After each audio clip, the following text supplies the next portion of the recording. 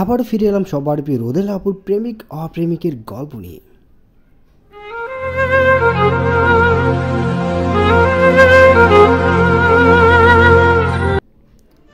বেখাপ্পা ধরনের সাদা দোতলা বাড়ি, রাস্তার ধারে স্কুল ঘরের মতো নির্বিকার দাঁড়িয়ে আছে। কোনো সুরক্ষা ব্যবস্থা নেই। নিশিতাকে দেওয়া হয়েছে উপরের তলার কোণার এক ঘর। একটা বিভাগীয় শহরের ডাক বাংলোর এহেন অবস্থা দেখে মনে মনে বিরক্ত হলো নিশিতা। সারা সারিতে রক্ত মাখামাখি।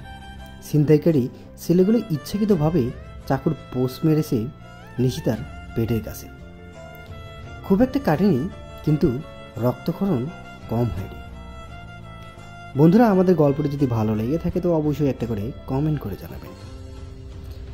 থানায় এক মহিলা কনস্টেবল জায়গাটা পরিষ্কার করে ব্যান্ডেজ করে দিলেও এই শাড়ি পরে থাকার জো নেই। সারা শাড়িতে রক্ত আর কাদার ছোপ ছোপ দাগ, তার উপর ভিজে কেমন চটচটে হয়ে গেছে। নিশিতার কাছে দ্বিতীয় কোনো শাড়ি নেই। কাল কাগজপত্রগুলো পাওয়া যাবে কি না সেও তো নিশ্চিতভাবে বলা যাচ্ছে না। যদিও ডিউটি অফিসার বাংলোতে নামিয়ে দেওয়ার আগে আশ্বস্ত করেছেন, তবুও নিশিতা নিশ্চিন্ত হতে পারছে না। নিশিতার কাছে ঘড়ি, মুঠোফোন কিচ্ছু নেই। ঝড় বৃষ্টির জন্য শহরব্যাপী লোডশেডিং থেকে থেকে আত্মা কাঁপিয়ে দেওয়া বজ্রপাতের আলো ব্যতীত এই শহরে আপাতত আলোর কোনো উৎস নেই। নিশিতার ঘরে অবশ্য একটা মৃদু আলোর ব্যবস্থা করা হয়েছে। এমন নিকষ অন্ধকারে এই আলোটুকুকে লাগছে ভুতুড়ে আধারের মতো। নিশিতার বুক কাঁপছে। ভূত বা ঝড় বৃষ্টির ভয় নয়, যুবতী থেকে পরিপূর্ণ রমণী হয়ে উঠতেই এই সকল ছোটোখাটো ভয় কাটিয়ে উঠেছে সে। তার ভয় লাগছে মানুষকে। এই 25 বছর জীবন পেরিয়ে নিশিতা আজ বাস্তবিকভাবে উপলব্ধি করেছে, নারী জাতির জন্য পুরুষ মানুষের থেকে বড় ভয় আর কিছু হয় না। এতক্ষণ কাগজপত্রের চিন্তায় অস্থির থাকলেও এখন স্থির হয়েছে নিশিতা। ধীরে ধীরে নিজের কথা ভাবছে। আজ রাতে কত বড় ক্ষতি হতে যেতে পারত ভাবতে গা গুলিয়ে আসছে। ভয় হচ্ছে এই অসুরক্ষিত বাংলোর সুরক্ষা নিয়ে। যদিও ঘরের বাইরে একজন কনস্টেবলকে পাহারায় রেখে গিয়েছে অফিসার। কনস্টেবলকে কাল দুপুর অবধি নিশিতার দেখাশোনার দায়িত্ব দিয়ে দুপুর দিকে নিশিতাকে থানায় যেতে বলা হয়েছে। নিশিতা দরজায় সিটকানি টেনে গায়ের শাড়িটা খুলে ধুয়ে মেলে রাখলো জানালায়। গায়ের উপর কাঁথা টেনে শুয়ে রইল অস্থির হয়ে। আজ রাতে তার ঘুম নেই অচেনা কিছু অনুভূতির যন্ত্রণায়। সকাল হতেই ঝড় বৃষ্টির আভাস কেটে গেল। ঠিক দুপুরে মাথার উপর রণচণ্ডীর মতো উত্তাপ ছড়াতে লাগলো সূর্য। নিশিতা যখন থানায় পৌঁছালো তখন বেলা 12টা। রিক্সা থেকে নেমে সবেমাত্র বারান্দায় পা রেখেছে। ঠিক তখনই ধ্রুবকে আসতে দেখা গেল। ভীষণ লম্বা দেখতে ধ্রুব পুলিশি পোশাক গায়ে মাথা নিচু করে হাঁটছে। আশপাশ থেকে সেলাম ঠুকতেই আনমনে মৃদু মৃদু মাথা ঝাঁকাচ্ছে। নীরব, চুপচাপ, অথচ সূর্যের থেকেও প্রখর। পরিণত হওয়ার পর নিজেকে কখনো বিব্রত হওয়ার সুযোগ দেয়নি নিশিতা, অথচ আজ ভেতরে ভেতরে সে প্রচণ্ড বিব্রত বোধ করছে। সব থেকে বিব্রতকর বিষয় হলো তার রিক্সা ভাড়াটাও আজ ধ্রুবর কনস্টেবল থেকে নিতে হয়েছে। নিশিতা হচ্ছে ইচ্ছে করেই চোখ ফিরিয়ে অন্যদিকে চেয়ে রইল। ধ্রুব এলো ধীর পায়ে। বারান্দা পেরিয়ে ভেতরের দিকে যেতে যেতে থামল। নিশিতাকে অবাক করে দিয়ে খুব স্বাভাবিক কণ্ঠে শুধালো, আপনার কাজ হয়েছে?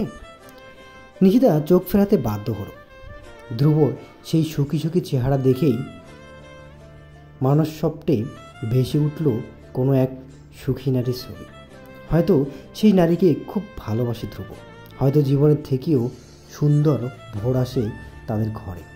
উপলব্ধি করল যে পুরুষের চোখে নারী একবার মুগ্ধতা দেখেছিল, সে পুরুষ নিজের না হলে নারী মন তাকে দেখতে চায় চির বিষণ্ণ রূপে, চির দুঃখী রূপে। সেই দুঃখী চোখে সুখ বড় বেমানান, নিষ্ঠুর। নিশীথের হঠাৎ করে খুব বিষণ্ণ লাগলো। মুখে সেই বিষণ্ণতার এক বিন্দু ছিটে না ফেলে বলল, অলমোস্ট, থ্যাংক ইউ। ধ্রুব এক হাত পকেটে পুরে দাঁড়িয়েছিল। মৃদু মাথা হেলিয়ে অভিবাদন জানাল। তারপর আগের মতোই ধীর পায়ে ঢুকে গেল ভিতরে। কেউ সাহায্য চাইলে ঠিক যতটা করতে হয় মেপে মেপে ঠিক যেন ততটা সাহায্য করেই বাধিত করল নিশিতাকে। তবে যতটুকু করলো ততটুকুই করলো অত্যন্ত আন্তরিকতার সাথে। নিশিতা দীর্ঘশ্বাস ফেলে ভিতরে ঢুকল। খুবই সুখের ব্যাপার। টাকাগুলো ঠিকঠাক পাওয়া না গেলেও কাগজপত্রগুলো আর ফোনটা ঠিক পাওয়া গেল। সকল কাজ শেষ করতে করতে দুপুর গড়িয়ে প্রায় বিকেল হয়ে এলো। ক্লান্ত নিশিতা থানা থেকে বেরোতেই দেখা হয়ে গেল আরও এক ধ্রুবর সাথে। লম্বা চৌড়া, শ্যাম গায়ে সাদা শার্ট, পায়ের জুতো থেকে গলার টাই পর্যন্ত বড়ই ঝকঝকে, কোণে পর্যন্ত গুটিয়ে রাখা হাতাটাও যেন গোটানো হয়েছে মেপে মেপে।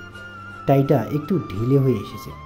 হাতে একটা কালো চামড়ার ব্যাগ, পরিপাটি গোছানো চুল। দেখতে ঠিক ধ্রুবর মতো হলেও চালচলনে বড় বেখেয়ালি, উচ্ছল ভাব। এত বছর পরও নিশিতা বুঝে ফেলল ছেলেটি আবির। আবির, সেই মিষ্টি ছেলেটা। কেমন চিনচিনে ব্যথা করে উঠল নিশিতার বুক।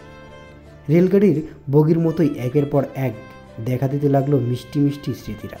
বৃষ্টির মতো কল্লোল তুলল নিশিতার প্রাণে। রৌদ্রস্নাত বিকেলে বড় আপন ঠেকল অপরিণত নিশিতার অনুভূতি।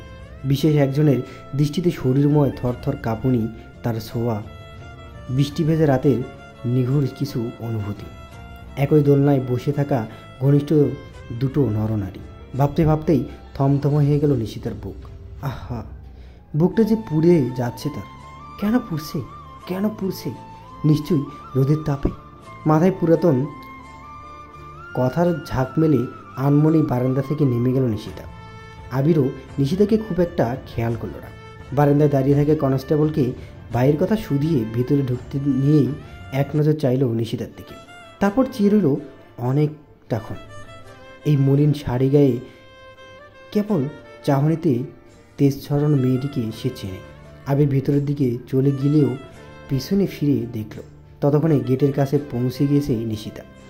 পেছন থেকে কিছুক্ষণ চেয়ে থেকে একজনকে ডেকে জিজ্ঞেস করল, ভদ্র মেয়েটাকে? কাল রাতে জিডি করেছিল স্যার, ছিনতাই কেস।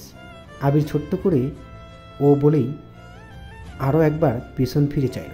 ধ্রুবর অফিস ঘটে ঢুকতেই শুধালো, ভাইয়া, উনি কি বিবাহিত?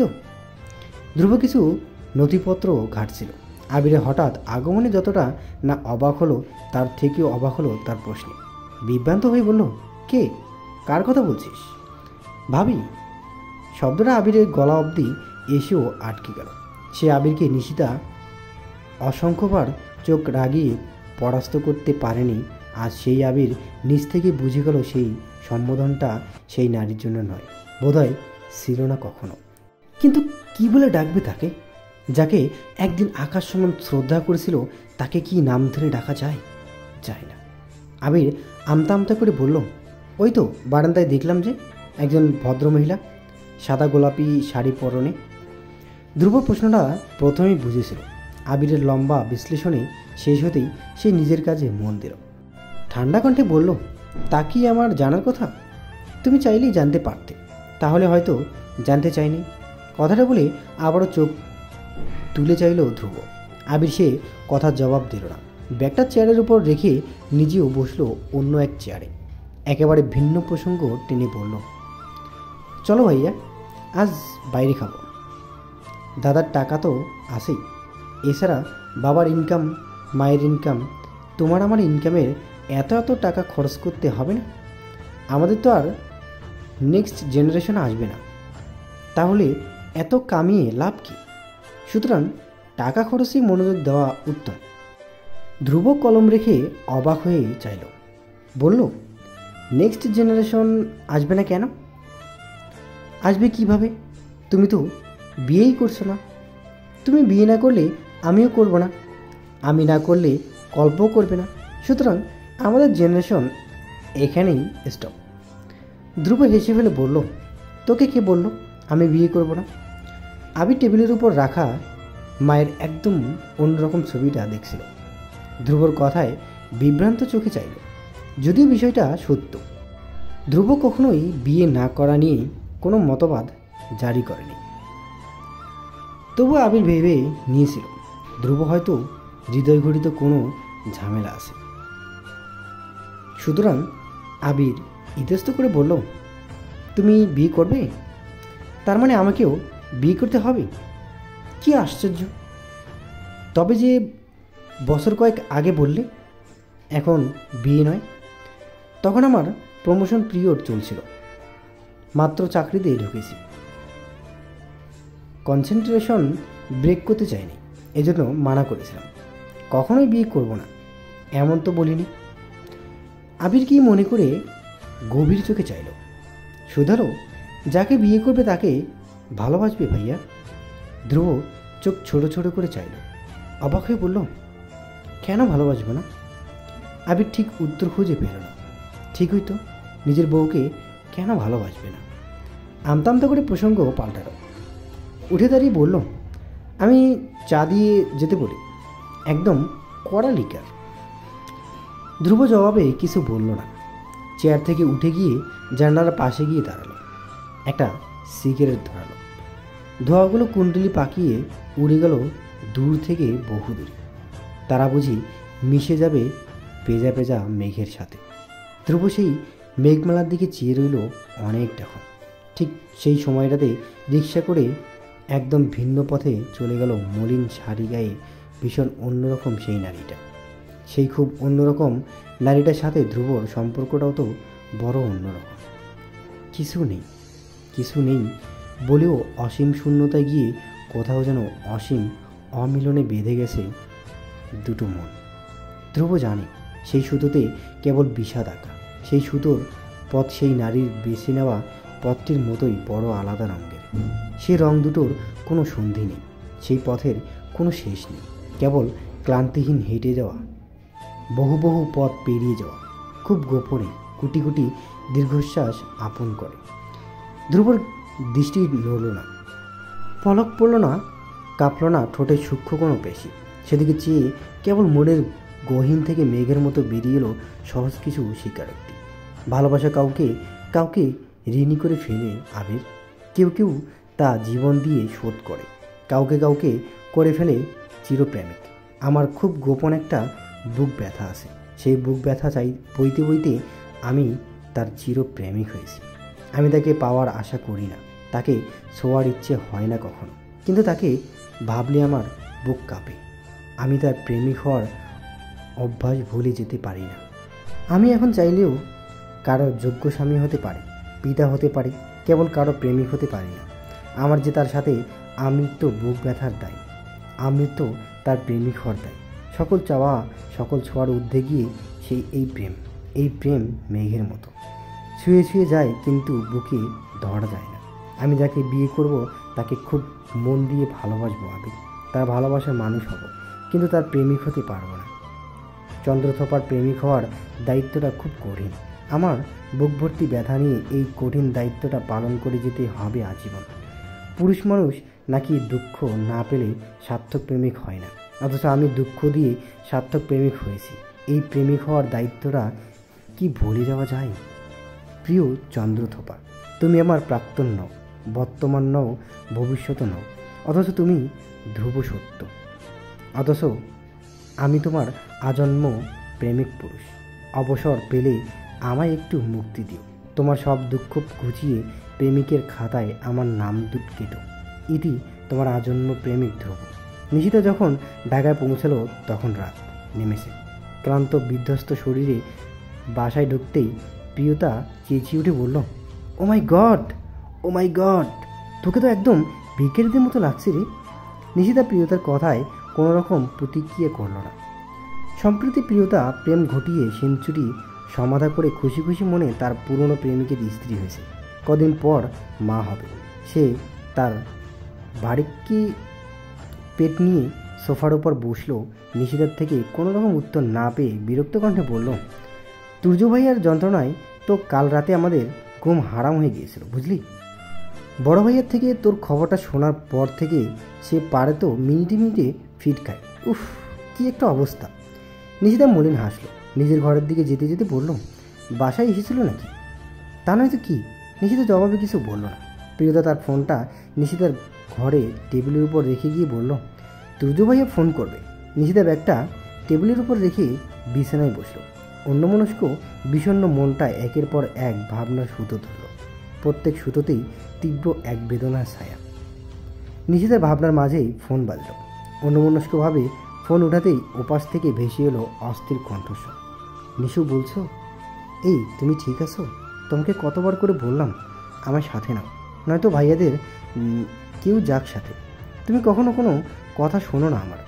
কাল কতবার বিপদ হতে পারতো ভাবতে পারছো? আচ্ছা, তুমি সুস্থ আছো তো? Are you alright? তুর্যের কণ্ঠে নিখাত ভালোবাসার স্পর্শ, কোথাও কোনো ভনিতা নেই। এই তুর্যকে নিশিতা বাস্তবিকই ভালোবাসে। এমন একটি ছেলের সাথে নির্দ্বিধায় কাটিয়ে দেওয়া যায় গোটা একটি জীবন। তবুও কোথাও যেন কিছু নেই। বড় ফাঁকা ফাঁকা লাগে নিশিতার মুখ। ভীষণ ভীষণ গভীর রাতে বিষণ্ণ হয়ে আসে ঘুম। বহু বহু বছর আগের সেই অপ্রেমিকের মতো তুর্যের আকুতিতে তার বুক কাঁপে না, তার মুগ্ধ দৃষ্টিতে নিশিতার শরীর কাঁপে না, অবশ লাগে না জগৎ সংসার। কিন্তু কেন লাগে না? তাদের ভালোবাসা বড় পরিণত বলে, নাকি সে কখনো তুর্যের প্রেমে পড়তে পারেনি বলে? নিশিতার চোখ দুটো টলমল করে উঠল। তার যে খুব প্রেম জবার অভাব। কাল রাত থেকে থম ধরে থাকা অজানা কান্নাগুলো এবার ফুলে ফেঁপে উঠল। নিষ্প্রুপ কণ্ঠে বলল, আই অ্যাম অলরাইট, একটু রেস্ট নেব, ভীষণ ক্লান্ত। Oh sorry I am so sorry Nishu, তুমি রেস্ট নাও, আর প্লিজ কিছু খেয়ে নিও, অফিসের পর দেখা হচ্ছে, লাভ ইউ। নিশিতা কোনো রকম প্রত্যুত্তর করল না। বুকের ভিতর থেকে থেকে যে ব্যথা হচ্ছে, সেই ব্যথায় ক্লান্ত হয়ে যাচ্ছে সব সুখ, মিবে যাচ্ছে হাজার হাজার প্রাপ্তি। অজানা এক কান্নায় বুকের ভেতরটা উথাল পাথাল ঢেউ তুলছে। মনে হচ্ছে বড় ঠকানো হয়েছে তাকে, এই পৃথিবী বড় ঠকালো তাকে। এক জীবনে বড় ঠকাঠকে গেল সে। তার খুব দুঃখ, খুবই। এত এত দুঃখ সে কোথায় রাখবে? নিশিতা ভীষণ বিষণ্ণ মন নিয়ে কাপড় ছাড়ল। হাতে মুখে পানি ছিটিয়ে লিখতে বসলো তার প্রকাশিতব্য উপন্যাসের উপসংহার। কি এক মন ব্যথায় চোখের জলে ভেসে গেল পৃষ্ঠার পর পৃষ্ঠা। অথচ তার জীবনে কোনো ব্যথা নেই, তার জীবনে ব্যথা থাকতে নেই। কলমের ডগা ছুটতে লাগলো দ্রুত। উপন্যাসের শেষটা না লিখে লিখে ফেলল এক নামহীন চিঠি। শুনছ পৃথিবী, ধ্রুবকে আমি ভালোবাসি না, বাসিনি কখনো, কিন্তু প্রেমে পড়েছিলাম শত সহস্রবার। খুব ভুল করে দিয়ে ফেলেছিলাম আবার আমার প্রেম জবার একমাত্র কুড়ি। আমাদের মাঝে প্রেম এসেছিল, কিন্তু প্রেম সন্ধি হয়নি কখনো। ধ্রুব আমার প্রেমিক হতে পারেনি সার্থক আগন্তুক। আগন্তুকের হাতে প্রেম জবা থাকতে নেই, অথচ ধ্রুবর হাতে টকটকে দুটো প্রেম জবার কুড়ি। আমার একটি মাত্র প্রেম জবার দায়ে ধ্রুব সাধারণ হতে পারেনি, অসাধারণ হতে পারেনি, আগন্তুক হতেই পারেনি, হয়ে গিয়েছে আজন্ম অপ্রেমিক। আমি তাকে ভুলে যাই বারবার, কেবল প্রেম জবার কথা ভুলে যেতে পারি না। প্রেম জবার প্রতি সে আমার বড় মায়া। এখন আমি অন্য পুরুষের চোখে যে নির্দ্বিধায় ভালোবাসি বলতে পারি, অথচ একটি প্রেম জবার অভাবে কোনো পুরুষের প্রেমে পড়তে পারে না। বুক চিনচিনে প্রেম সুখ পাই না। বড় তৃষ্ণার্ত আমার মন। বহু বহু বছর হলো আমি প্রেম সুধা পান করি না। অপ্রেমিক ধ্রুব, তোমার আমার প্রেম জবার আড়ি, হাজার বছরের দায়। অবসর পেলেই সেই দায়ে তোমার নামটা কেটো, দোহাই লাগে। চন্দ্রথোপার প্রেম জবা তাকেই আবার ফিরিয়ে দিও। ইতি, যে মেয়েটির আজন্ম প্রেম জবার দায়। চিঠিটা লেখার পর বেশ কিছুক্ষণ অস্থবির হয়ে চেয়ে রইল নিশিতা। এই চিঠি তো কাগজে হওয়ার কথা নয়, এই চিঠি তার মনে মনে, শহরের আনাচে কানাচে নিশ্চুপ দীর্ঘশ্বাস নিয়ে যেমন ভেসে বেড়াচ্ছে অসংখ্য অপ্রেমিকের মৌন চিঠি, ঠিক তেমনই ভেসে বেড়াতে হবে তাকেও। নিশিতা দীর্ঘশ্বাস ফেলল। অনেকটা সময় পর কাগজটাকে মুড়িয়ে আগুন দিল তাতে। চোখের জল আর অনুভূতিতে ডোবা চিঠি ধোঁয়া হয়ে উড়ে গেল দূর থেকে বহু দূরে, মিশে গেল অন্ধকারে। ধোঁয়ার সাথে সাথে কি অনুভূতিরাও উড়ে গেল। নিশিতা চেয়ে রইল অন্ধকার আকাশে, দেখতে লাগলো তার অপ্রেমিকের গল্পটা ধোঁয়া হয়ে মিশে যাচ্ছে ভেজা ভেজা মেঘের দেশে। জানালা গিরিলে মাথা ঠেকিয়ে বিড়বিড় করল নিশিতা, এই গল্পটা বড় গোপন গল্প। এ হলো দীর্ঘ এক মৌন যুবকের গল্প, আমার প্রেম জবা হারিয়ে ফেলার গল্প। এই গল্পের মানুষ দুটি, এখন আলাদা দুটো গ্রহে বাঁচে। এই গল্পটা আমি তোমায় দিলাম প্রিয় মেঘ, গল্পটা তুমি গোপন রেখো। এই গল্পের ভীষণ পাপ, ভীষণ মন খারাপ, অনেকগুলো দীর্ঘশ্বাস। এই প্রেমিক অপ্রেমিকের গল্পটাকে তুমি সাজিয়ে রেখো কোনো এক অপ্রেমের শহরে, যেখানে মন ব্যথার গল্পগুলো আড়াল থাকে ভীষণ ভীষণ অন্ধকারে। বন্ধুরা, আজকের গল্পটি কিন্তু আমাদের এখানেই শেষ হয়ে গেল। আর গল্পটি প্রথম থেকে এই অবধি আপনাদের কাছে কেমন লেগেছে, যদি ভালো লেগে থাকে তো মন থেকে একটা করে কমেন্ট করে জানাবেন আসলে গল্পটা সবার কাছে কেমন লেগেছে।